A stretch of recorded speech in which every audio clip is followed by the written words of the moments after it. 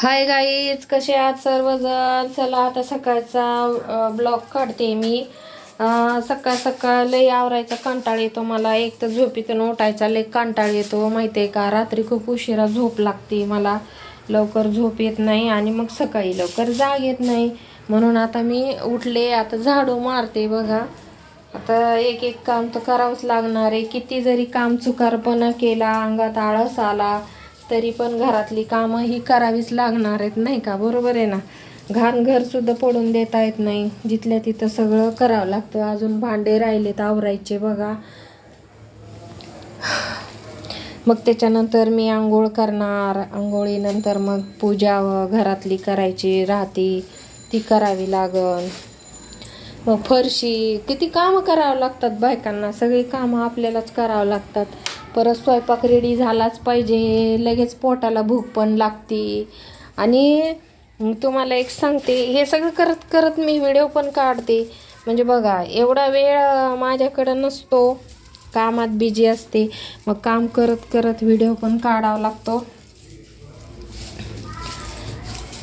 म्हणजे प्रत्येक गोष्ट म्हणजे त्यातून आपल्याला काही मिळालंच पाहिजे असं काही नसतं, हो की नाही. म्हणजे व्हिडिओ काढणं हा माझा शौक आहे आणि तो मी पूर्ण करते. जरुरी नाही की मला यातून काहीतरी बेनिफिट मिळावं किंवा काही मिळावं. आता माझ्यासारख्या ज्या समजा बायका आहेत की ज्यांना कामाचा कंटाळा येतो, आळस येतो आणि त्यामुळं त्या काम करू शकत नाहीत, तर मग मी सुद्धा काय करते की कामात करायचा प्रयत्न करत असते. आणि यातून कोणीतरी काहीतरी शिकत असतं म्हणून व्हिडिओ काढायचे असतात आणि टाकायचे असतात यूट्यूब. घरामध्ये अस्तव्यस्त असा पसारा पडलेला राहतो, तो पसारा पण आवरावा लागतो. कारण जिकडं तिकडं पाहाल तर कपडेच कपडे दिसते. म्हणायला मुलगा माझा खूप मोठा आहे, जॉब करतो, चांगल्या पोस्टवर आहे, पण जिथं कपडे काढून तो तिथंच टाकत असतो सारखं. ते पण मला आवरावं लागतो. त्याला प्रत्येक वेळा सांगत असते, अरे थोडं काम मला आवरू लागत जा रे. तर म्हणतो मम्मी हो ना, करू लागतो ना. आहे तसा जीव खूप आहे माझ्या मुलाचा माझ्यामध्ये. पण काय, तो पण दिवसभर दमतो ना, तिकडं पण त्याला काम असतं. 8-10 घंटे ड्युटी करतो, त्याच्यानंतर घरी येतो. मग आता तो तरी घरचं काय काम करू लागेल मला नाही का. आणि आजकालचे मुलं काहीच कामाचे नसतात. एक काम केलं की लगेच दमून जातात. आता एवढ्या डझनभर गोळ्या खाते मी, अर्धा डझन म्हणतात, पण काम तर करावंच लागतं की नाही. आणि त्या गोळ्याचे पण विपरीत परिणाम होतात. कधी कधी मला खूप आळस चढतो, खूप असं झोपावंसं वाटतं. पण किती जरी मला झोपावं वाटलं तरी मी कमीत कमी तो ऑफिसला जाईपर्यंत तरी मला काही झोपता येत नाही. कारण त्याचं चालूच असतं, मम्मी हे कुठे आहे, मम्मी ते कुठे आहे. अगदी बॅग टिफिन हातात द्यावा लागतो त्याच्या. तेव्हा कुठं आमचा भाऊसाहेब कामाला जातात, म्हणजे ड्युटीला. इंजिनियर आहे तो, एका चांगल्या पोस्टवर आहे तो. पण काम मात्र मला करावंच लागतं. इकडं बाई मिळत नाही आहे कामाला. एकच बाई कामाला भेटली होती, आता ती पण आजारी पडली, त्याच्यामुळं ती पण कामाला येत नाही आहे. मग आता टोटल कामं घरच्या घरी मला करावे लागतात. कसं आहे माहिती आहे का, आपण नाही केलं काम तर मग घरात कोण करणं. आणि आपण जर पडून राहिलो तर मग घरातलं वातावरण लय खराब होऊन जातं. मुलाला वेळेवर नाश्ता नसतो, चहा नसतो, जेवण नसतं. दुपारी तिथं कॅन्टीनला भेटतं कसं तरी, बरोबर नसतं ते जेवण. कसं आहे माहिती आहे का, कामाचं किती जरी कंटाळा आला तर छोटे मोठे व्हिडिओ ब्लॉग काढायला पाहिजे. कारण मला स्वतःला BP आहे, शुगर आहे, त्याच्यामध्ये मणक्याचा त्रास आहे. आता तर काय सायटिका नसचा पण त्रास मला चालू झालेला आहे. एकूण गोळ्या मला सकाळी 5 गोळ्या असतात, संध्याकाळी पण 5 गोळ्या असतात.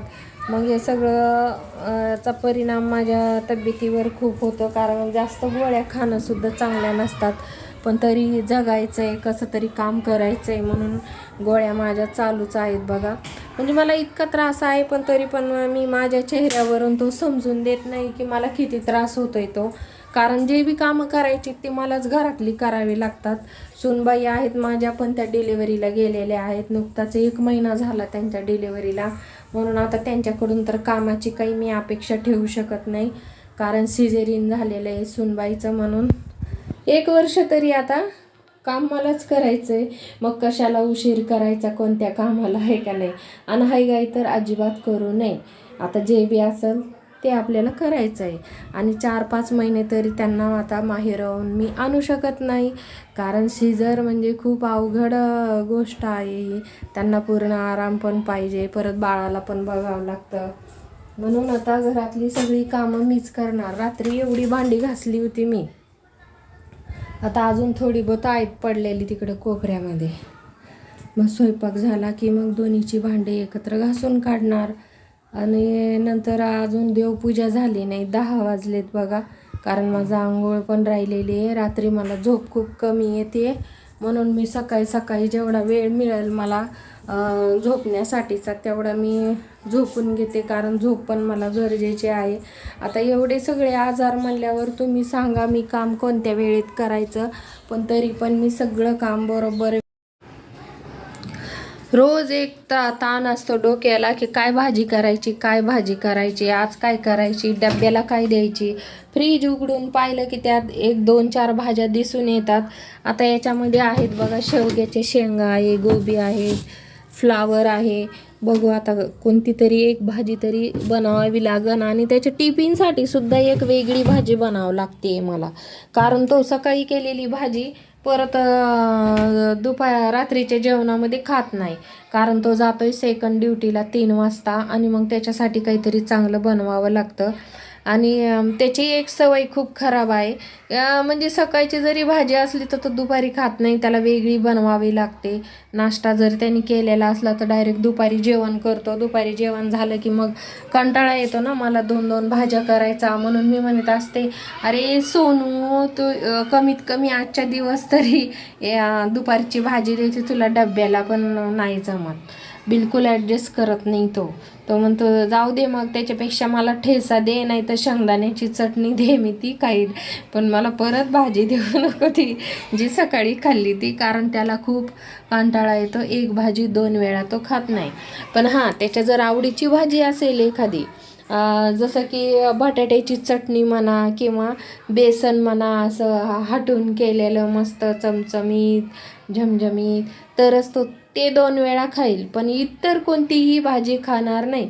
आणि त्यातल्या त्या शेपू पालक म्हणलं ना, अरा लय जिवार येतं पोराच्या खायच्या, नकोच म्हणतं मम्मी त्याच्या पाय पडतं, डबल ही भाजीवाला देऊ तर नको, पण आता महिनाभर ही भाजी करू नको, एवढा कंटाळत होतो. आणि खरं तर शेपू पालक खाल्लेलं किती चांगलं आहे, पण नाही. आणि मग आता ह्या शेंगा ज्या आमच्याकडे याला शेवग्याची शेंगा म्हणतात, ह्या मात्र तो मस्त खातो. मग कसं आहे, ह्या शेवग्याच्या शेंगा एकतर सुक्या बनवावे लागतात मस्त, काळा मसाला, थोडंसं खोबरं, खसखस, शेंगदाणे आणि त्याला थोडेसे मग मिरे आणि लवंग टाकून सनी शॉर्टकट मसाला काढावा लागतो मस्त असा. त्याला थोडेसे हे लावावं लागतं, लसूण आणि अद्रक आणि कोथिंबीरची पेस्ट फोडणीला टाकायची, याच्या बारीक बारीक तुकडे करायचे आणि मग हे सुके बनवायचे मस्त, तेला मिठामध्ये वाफवून घ्यायचे, नंतर मसाला टाकायचा. एकदम स्वादिष्ट आणि भन्नाट लागतात ह्या शेंगा. म्हणून ह्या शेंगाची भाजी बनवावी लागते त्याच्यासाठी, कारण त्याला ह्या आवडतात. मग कधी सुक्या खायच्या, कधी रश्याच्या खायच्या, एकदम भारी लागतात. आणि ही पत्तागोबी आहे, ही पत्तागोबी बारीक बारीक कट करून घ्यावा लागते आणि त्याच्यामध्ये फक्त हिरव्या मिरच्या असतात कट करून टाकायच्या. आणि मग थोडंसं म्हणजे किंचित अशी हळद वापरायची आणि ही तेला मिठामध्ये अगोदर फ्राय करून घ्यायची मस्तपैकी, नंतर मिरचीचा तडका मारायचा वरून. तशी गोबी त्याला आवडती, थोडं ब्राऊन तिचा कलर झाला पाहिजे. खायचे लय चटुरे मुलाच्या अंगामध्ये, आणि तेच करावे लागतात, तरच तो पोटभर जेवण जेवतो. म्हणजे एका वेळेला मला 2 भाज्या बनाव्या लागतात, एक दुपारच्या जेवणात द्यावा लागते आणि एक संध्याकाळच्या टिफिनला त्याला बनवून द्यावा लागते, कारण तो 3 वाजता जातो. म्हणून दोन्ही भाज्या सोबतच बनवते मी. आणि पोळ्या मात्र त्याच्या जायच्या वेळेमध्ये ताज्या 3 पोळ्या बनवून देते मी एकदम मस्त. आणि मग ते लय अवघड आहे लेकरांचं जपणं मान, खरंच ना. सारखं तेच काय म्हणतात ना ते गाणं आहे, कधी संपणार नारी तुझा वनवास ग. जोपर्यंत स्वयंपाक चालू आहे, पोळ्या करते एकीकडं आणि भाजी पण शेंगा वाफळून ठेवलेल्या आहेत. आता भाजीला फोडणी देते कारण डब्याची घाई आहे. आता 3:30 वाजता मुलगा जातो. त्या ठेवल्यात, वाफून ठेवल्यात फक्त, आता फोडणी देणं बाकी आहे. पटापट एकदा फोडणी देऊन घेते म्हणजे भाजी झाली तयार आणि मग डब्याची तयारी. अजून जेवण बाकी आहे माझं. हे असं धावपळीत काम करावं लागतंय. किती जरी पटापट आवरायचं म्हणलं तर लवकर होत नाही. तेवढ्या चपात्या बनवल्या कारण आत्ताचं जेवण, त्याच्यानंतर मग नंतर संध्याकाळचा डब्बा सोबतच देणं पडतं कारण कोणी भेटत नाही मग डबा द्यायला लवकर लवकर, आहे का नाही. असं पटपट पटपट पटपट काम करावं लागतं बाई. काय सांगावं आता, भाजावं लागत्या पोळ्या, चपात्या, भाजी. मसाला पण वाटून ठेवला आहे मिक्सरमध्ये. हे इथं असं मसाला बनवून ठेवला आहे भाजीचा. आता पटकन फोडणी द्यायची भाजीला म्हणजे मग स्वयंपाक उरकून जातो आणि डब्बा भरून रेडी. मग मी आरामात मस्त दुपारचं जेवण करण. बघा 3 वाजले सगळं आवरायला मला. देवाची पूजा करून घेतली. बघा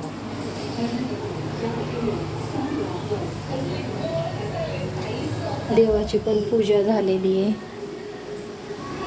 पटपट पटपट आवरावं लागतं एकदम.